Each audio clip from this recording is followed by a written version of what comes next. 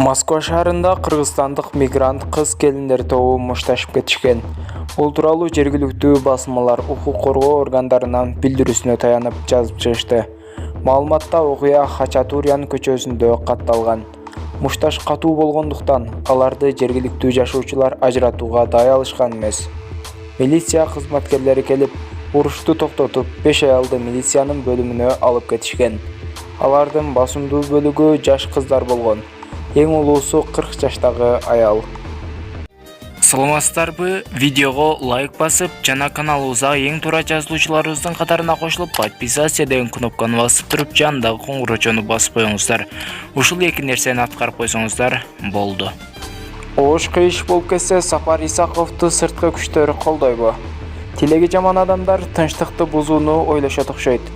Эгерде ош кыйыш ойноп кетсе, сырткы күчтөр Сапар Исаковду колдойбу?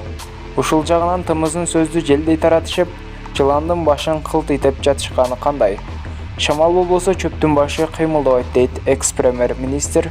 Андай эле эрктүү экен өзүнө козголгон кылмыш иштерине жооп берип, соттон актыгын далилдебейби? Топтоп алган акчасы менен дүйнөнү кыдырып, туристтик жашоого көнө түшкөнүн кара. Качанга чейин саякатчы бакадай кайкы учат? Анығында Сапар Исаковдун сары изине түшүп, кармап келүү оңой эле.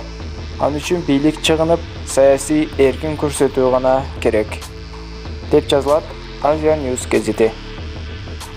29 сентябрда Жогорку Кеңештин жыйынындагы депутат Мекимбек Абдалиев электр жана почта байланышы жөнүндө, Кыргыз Республикасындагы лицензиялык уруксат берүү тутуму жөнүндө мыйзамдарга өзгөртүүлөрдү киргизүү тууралуу мыйзам долбоору карап жатканда, бул мыйзамдардын экономикабызга кандай пайда бар деп суроо узаткан.